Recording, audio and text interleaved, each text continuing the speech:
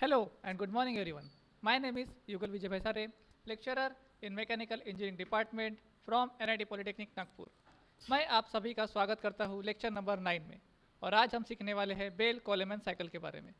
तो चलिए स्टार्ट करते हैं. सबसे पहले हम देखते हैं कि हमने पहले क्या देखा था. हमने पढ़ा था कि कार्नोट साइकिल के कुछ प्रॉब्लम्स और आज हम पढ़ेंगे किस प्रकार से हम बेल कोलेमन साइकिल को डिस्क्राइब कर सकते हैं. ठीक है, और ये रहे आपके प्रोग्राम आउटकम्स. तो चलो स्टार्ट करते हैं जल्दी से जल्दी. ये रही आपकी बेल कोलेमन साइकिल की एक फ्लो डायग्राम जिसमें कि 4 कंपोनेंट्स लगे हुए हैं: कंप्रेसर, कूलर, एक्सपांडर और रेफ्रिजरेटर. तो यहाँ पर देखिए रेफ्रिजरेटर एज अ कंपोनेंट आपके इसमें लगा हुआ होता है. ठीक है, अब नाम से ही आप लोगों को पता चल गया होगा कि इसमें 4 प्रोसेस होने वाली है. कौन सी? कंप्रेसर क्या करेगा? कंप्रेशन करेगा. कूलर क्या करेगा? कूलिंग करेगा, मतलब ठंडा करेगा. एक्सपांडर मतलब क्या करेंगे? वो एक्सपांड करेगा किसी भी चीज़ को. ठीक है, और रेफ्रिजरेटर क्या करेगा? उसको हीट एक्सचेंज करेगा. ठीक है, तो यहाँ पर आप लोग 4 कंपोनेंट इस प्रकार से यूज़ करेंगे. अब ये कैसे यूज़ होता है इसको हम डिटेल में देखते हैं. तो ये रहा आपका पीवी और TS diagram of Bell Coleman cycle का. ठीक है, चलो वन बाय वन सभी को देखते हैं. ओके, तो सबसे पहले हमारा जो मेन कंपोनेंट होता है किसी भी साइकिल का वो होता है कंप्रेसर. इस साइकिल में आप लोग air as a refrigerant use करेंगे. किसको यूज़ करेंगे? एयर को. ठीक है, तो यहाँ से आपकी atmospheric air from point 1 atmospheric air क्या करेंगे हम लोग इसमें पास करेंगे. किसमें? कंप्रेसर में. कंप्रेसर क्या करेगा? उस एयर को एकदम कंप्रेस करेगा, एकदम दबा देगा. ठीक है, तो उसको दबा देगा तो उससे क्या होगा? उसका प्रेशर जो है वो बहुत ज़्यादा बढ़ेगा और उसका टेम्परेचर भी है वो क्या होगा? बहुत ज़्यादा बढ़ जाएगा. प्रेशर और टेम्परेचर क्या होगा? बहुत ज़्यादा बढ़ जाएगा. देखो मैंने इसको इस प्रोसेस पीवीटीएस डायग्राम में शो किया है 1 से लेकर 2 तक. ठीक है, तो यहाँ पर देखो इसका प्रेशर जो है वो बढ़ गया है और इसका टेम्परेचर जो है वो भी क्या हो गया है? बढ़ गया है. ठीक है, ये जो प्रोसेस होती है कंप्रेसर की ये होती है कांस्टेंट एंट्रोपी प्रोसेस, मतलब आइसेंट्रोपिक प्रोसेस होती है. कांस्टेंट एंट्रोपी प्रोसेस होती है. ठीक है, तो आपको यहाँ पे इसको रिवर्सिबल एडियाबैटिक प्रोसेस भी बोल सकते हो. ठीक है, अब यहाँ पर क्या हो गया? 2 नंबर पॉइंट पे यहाँ पर क्या हो गया? वो हाई प्रेशर और हाई टेम्परेचर में वो एयर क्या हो गया? कन्वर्ट हो गया. अब हाई प्रेशर हाई टेम्परेचर वाला एयर जो है वो हम कहाँ पास ऑन करेंगे? कूलर में. कूलर में क्या होता है कि वाटर के लिए छोटी छोटी ऐसी ट्यूबलेट्स बनी हुई होती है.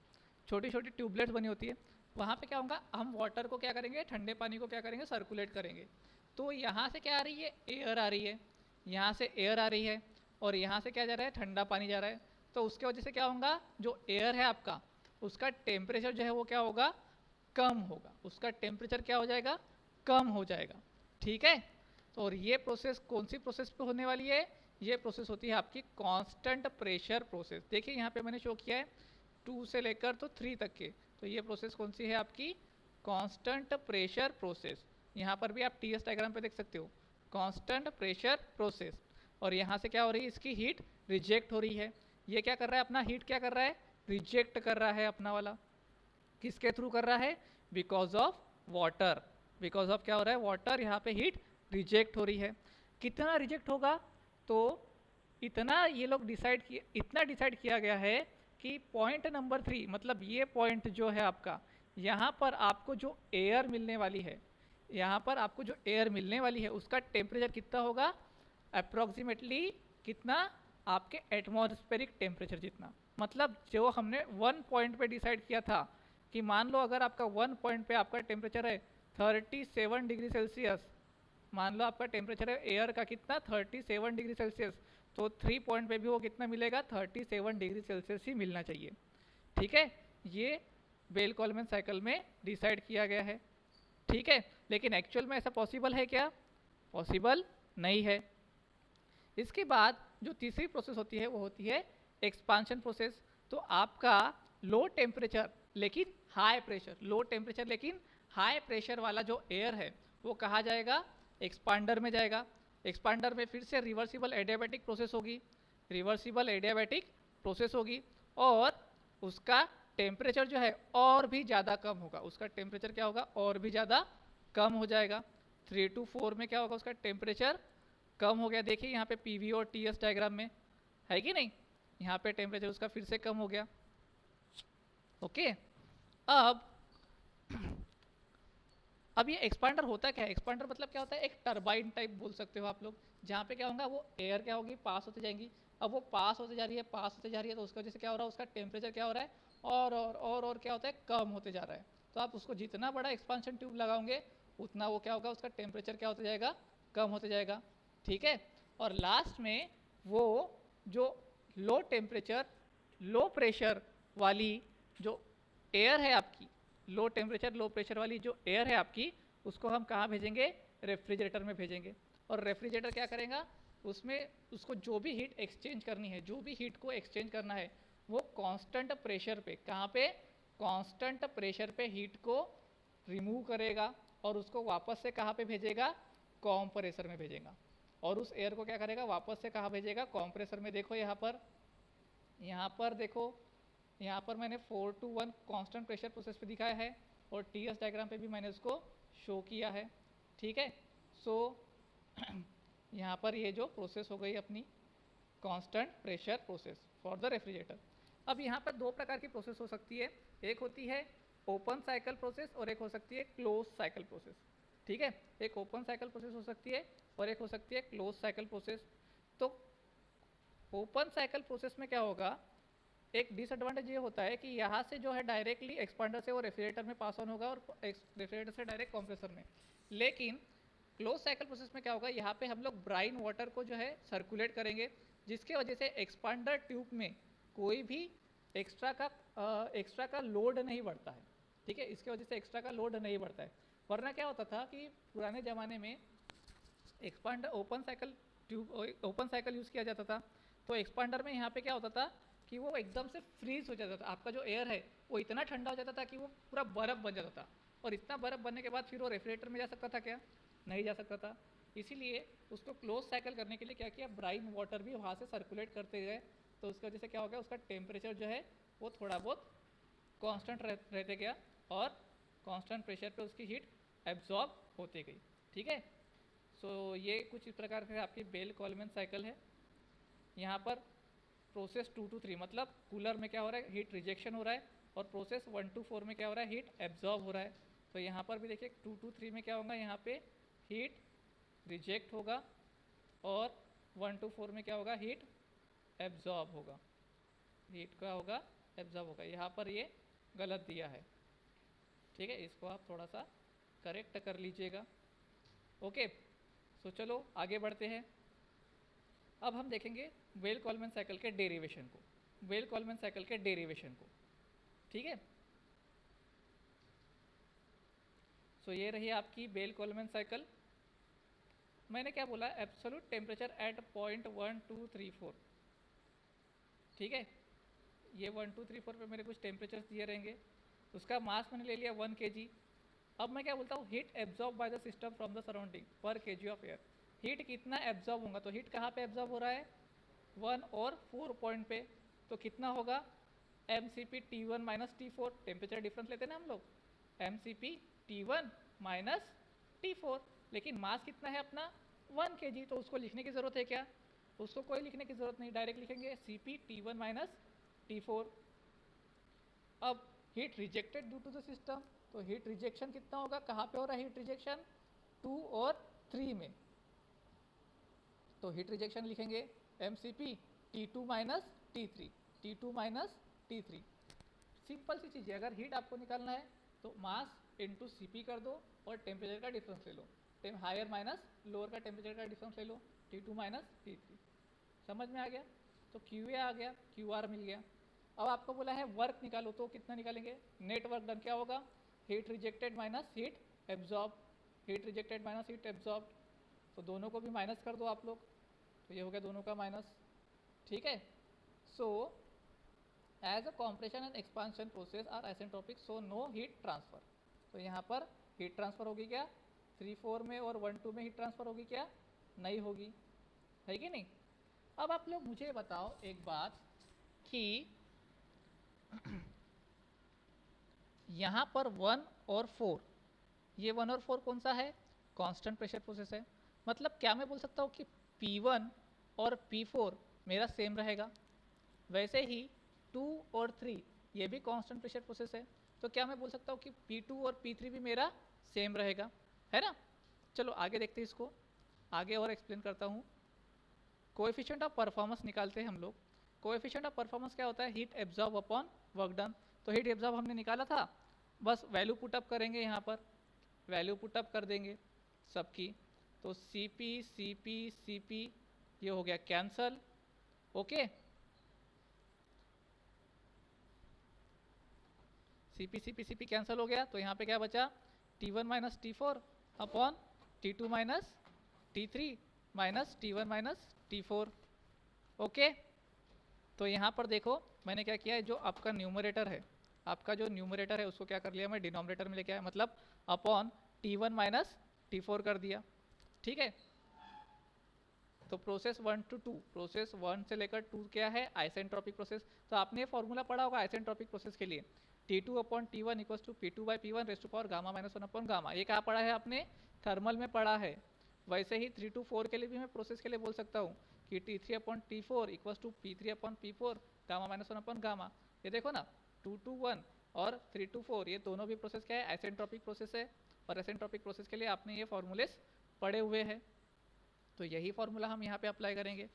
क्या बोल सकता हूँ? अभी मैंने आपको बताया था क्या कि P2 का मतलब मैं P3 बोल सकता हूँ और P1 का मतलब मैं P4 बोल सकता हूँ।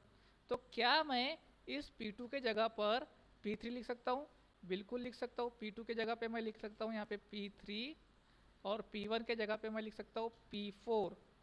P1 के जगह पे मैं यहाँ पे लिख सकता हूँ P4। रेज़ टू पावर तो सेम ही रहेगा, गामा माइनस 1 अपॉन गामा। मतलब ये वाली टर्म और ये वाली टर्म क्या है? सेम। तो क्या मेरे राइट हैंड साइड सेम हो जाएगा? बिल्कुल हो जाएगा। चलो देखते हैं। P2 और P3 और 1 4 क्या है? Constant pressure. तो P2 equals to P3, P4 equals to P1, ये मैंने बता दिया। तो इक्वेशन 1 से क्या हो जाएगा कि दोनों भी टेम्परेचर्स क्या हो जाएंगे? सेम हो जाएंगे। दोनों भी टेम्परेचर सेम हो गए, तो मैं क्या बोल सकता हूँ कि T3 अपॉन, इसको इधर लेके आया, T3 अपॉन T2 और T4 अपॉन T1, ठीक है।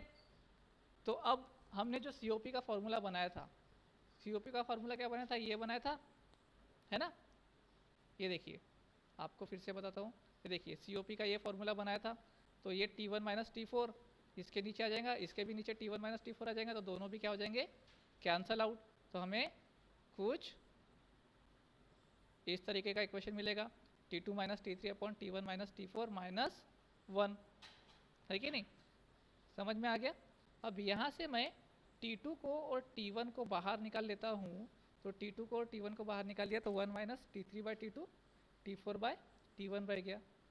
और मैंने अभी यहाँ पे आपको एक बना के दिखाया कि T3 upon T2 equals to T4 upon T1, मतलब ये दोनों भी क्या है? सेम है। तो T2 बाई T1 माइनस 1, ठीक है। तो इसको मैं फर्दर सॉल्व करूँगा तो क्या आएगा? T1 upon T2 minus T1, ठीक है। तो T1 को मैं नीचे लेके आता हूँ, तो मुझे कुछ इस प्रकार का इक्वेशन मिलेगा, 1 upon T2 minus T1 minus 1। तो T2 माइनस T1 को मैं क्या बोल सकता हूँ? RP raise to power gamma minus 1 upon gamma minus 1, ठीक है। तो ये रहा आपका COP का फॉर्मूला, ठीक है। T2 बाई T1 का मतलब क्या था? आपका प्रेशर का रेशियो था ना, आपने जो पहले देखा था, प्रेशर का ratio. T2 by T1 equals to P2 by P1, और P2 by P1 is nothing but आपका प्रेशर रेशियो, ठीक है। देखो RP is nothing but pressure ratio. और ये याद रखिएगा कि कार्नोट की COP हमेशा मैक्सिमम रहेंगी, किससे रहेगी? बेल कोलेमैन साइकिल से, ठीक है। सो एडवांटेजेस ऑफ बेल कोलेमैन साइकिल, क्या एडवांटेजेस रहेंगे कि हम, सबसे पहला एडवांटेज मैंने आपको क्या बोला था कि रेफ्रिजरेंट हम कौन सा यूज़ कर रहे हैं? एयर यूज़ कर रहे हैं। तो एयर यूज़ कर रहे हैं, इसका मतलब ये क्या है? बहुत ही ज़्यादा सस्ता है और हमेशा अवेलेबल रहेगा। दूसरा क्या बोल सकता है? There is no danger of fire और toxic effect due to the leakage. Fire नहीं लगेगा, टॉक्सिक इफेक्ट बिल्कुल भी नहीं आएगा, ठीक है। तीसरा क्या बोलता है?